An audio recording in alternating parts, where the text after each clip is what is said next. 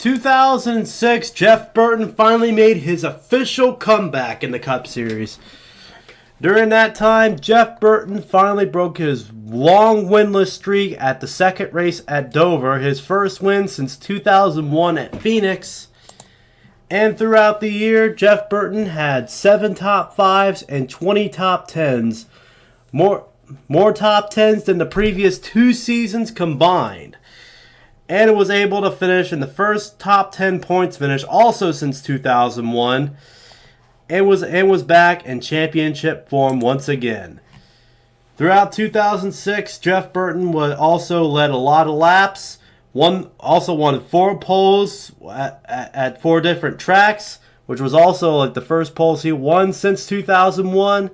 So basically, this was like a rebirth of his career, and his continued success happened for the next couple of years. Like I said, in 2007, Jeff Burton's consistency and comeback continued. However, only having 1 win at Texas, he was able also to be very consistent throughout the year and was able to stay on top. Throughout the year, Jeff Burton had 9 top 5s and 18 top 10s. The only downside of 2007, unlike 2006, was he only led 79 laps. In 2006, he led 649 laps. However, he was able to still get a top 10 points finish, which was 8th. In 2008, Jeff Burton continued to stay consistent.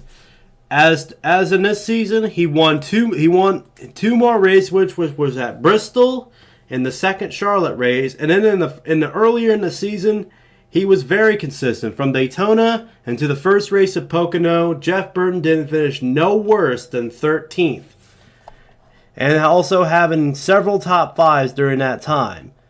Even though he struggled during the mid-season, Jeff Burton made the chase and was expected to be very consistent, but kind of struggled at the end and was able to finish 6th in points.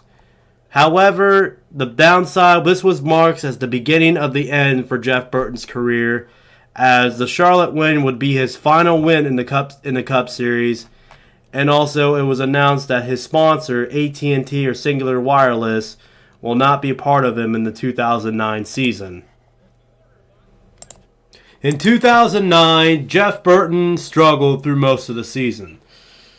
He did well at first. In the early in the season, he was pretty consistent, had a top 5 and top 10 most of the time. But as the middle of the season and the end of the season progressed, his success has gone less and less. And throughout the year, he's been struggling to stay consistent and failed to make the chase. However, at the end, in the last 4 races, he has finished in the top 10 in all of them. And eventually, at the end, managed to finish 17th in points. This was also the first year that he was sponsored by Caterpillar, like I said, after AT&T left. So that's all I got to say about 2009. But he also had 5 top 5s and 10 top 10s throughout the year. In 2010, Jeff Burton was more consistent than he was in 2009. Even though he didn't win, throughout the year, Jeff Burton had 6 top 5s and 15 top 10s and was able to make the chase.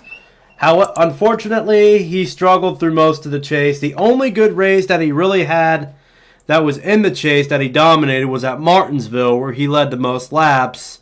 But unfortunately, he had problems in the end, and he had to finish 9th. But what the biggest highlight during the 2010 chase was at Texas, when Jeff Burton accidentally wrecked Jeff Gordon, even though it looked deliberate. And we all remember the shoving match that those two were in that day. But at the end, Jeff Burton finished the last in the chase in 12th. What I mean to say is 12th in points. So, yeah, this would also be the last year that Jeff Burton was in the chase, and also the last year where he was very consistent, having 10 or more top 10s in 1 year. So let's go on to 2011. In 2011, Jeff Burton was expected to pick up where he left off in 2010. However, it was the complete opposite of that. Burton struggled throughout the 2011 season, only not even getting a top 10 finish until the 22nd race of the year, which was at Watkins Glen, where he finished 9th. But the good part is at the end of the season, in the final 5 races, Jeff Burton was able to finish in the top 10 at 4 of the 5 events. But then at the end, Jeff Burton only finished 20th in points, which was the worst points finish since finishing 32nd in points in 1995. As a result, people were hoping that he would improve in 2012, but unfortunately that wasn't meant to be. And then at the end, Jeff Burton throughout the year had one of the low 2 top 5s and 5 top 10s throughout the year. And that's basically the start of the ending of his career. So let's get on to 2012. 2012 isn't much better for Burton. However, in the start of the season, Jeff Burton was able to get a top 5 finish at the Daytona 500 and finished second in the second Daytona race. However, he still did not find consistency through most of the season. Even though he was slightly better than he was in the 2011 season, and then at the end he did finish 19th in points, but still hasn't found any success where he was a championship caliber driver. And throughout the year, Jeff Burton only had 2 top 5s, 6 top 10s, and the only difference was between 2011 and 2012 that was worse is that he led less laps in 2012 than he did in 2011. He led 38 laps in 2012, but he led 94 laps in 2011. So let's go on to his final full-time season, which was 2013. In his final full year in 2013, it was also the last year of the first year of the Gen 6 car. Jeff Burton was had an up and down season. He did manage to get a top 5 at his favorite track at New Hampshire, his first top 5 finish in a while. I don't know when the last time they did, but it was definitely a long time. He also got a top 5 at Richmond, and throughout the season he did have 6 top 10s. However, he did not find any more better success than he was trying to improve in the previous 2 years. And unfortunately, Jeff Burton finished the same point standings as he did in 2011, which was 20th. This marked the end for Jeff Burton's career, as he announced he would not return to the car for the 2014 season and was replaced by Ryan Newman. However, he was able to get a part-time stat in 2014 before retiring completely and moving to television in 2015. So let's go on to his final starts. In his final starts in 2014, Jeff Burton only made 4.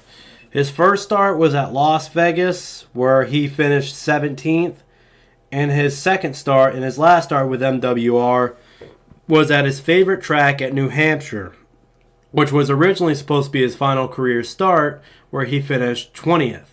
However, due to the circumstances with Tony Stewart had after killing Kevin Ward, Stewart was out of the car and they needed somebody to replace a driver with, and Jeff Burton was available. Jeff Burton drove at Michigan and Bristol, finished 37th at Michigan, and in his final race of his career, he finished 15th. After that, Jeff Burton did not run another race in his career and moved on to full television for NBC in 2015 and still continues today. So, in my opinion, this was probably one of the saddest endings of a driver's career I've seen in my time of NASCAR. So, but at the end, let's talk about his Cup Series stats. So Jeff Burton's Cup stats are this: 21 wins, 134 top 5s, 254 top 10s, 6 poles out of 695 starts, won over $88 million in winnings, and what I present to you, what was called the mayor, Jeff Burton.